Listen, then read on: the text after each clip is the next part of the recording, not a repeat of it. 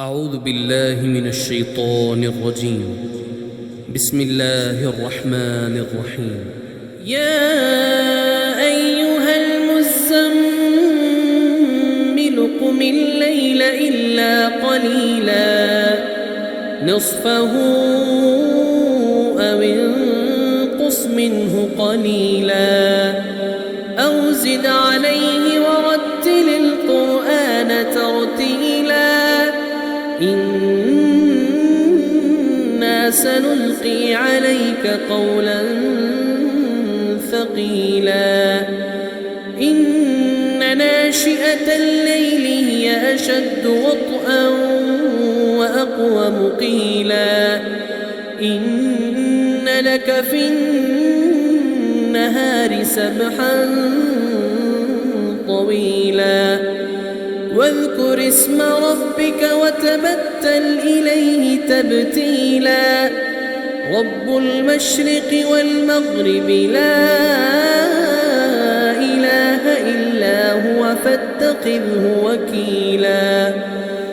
واصبر على ما يقولون واهجرهم هجرا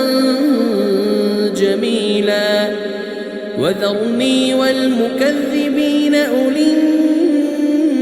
النعمة ومهلهم قليلا إن لدينا أنكالا وجحيما وطعاما ذا غصة وعذابا أليما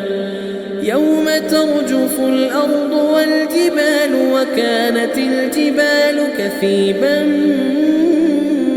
مهيلا إنا أرسلنا إليكم رسولا شاهدا عليكم كما أرسلنا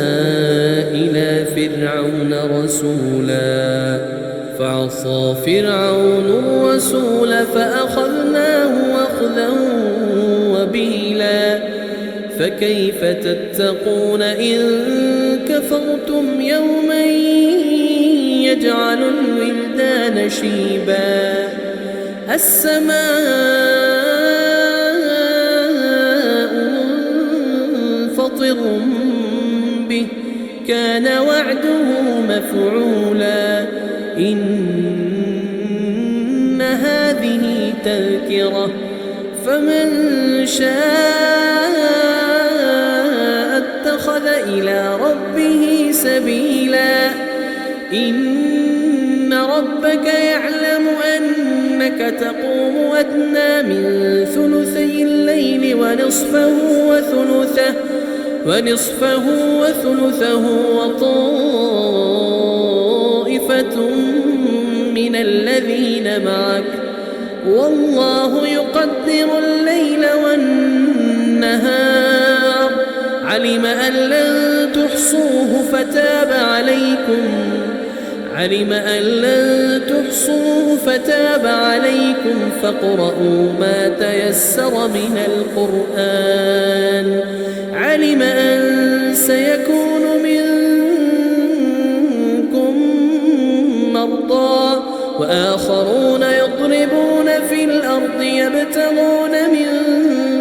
فضل الله وآخرون يقاتلون في سبيل الله فاقرؤوا ما تيسر منه وأقيموا الصلاة وآتوا الزكاة وأقرضوا الله قرضا حسنا وما تقدموا لأنفسكم من خير تجدوه عند الله هو خيرا وأعظم أجرا واستغفروا الله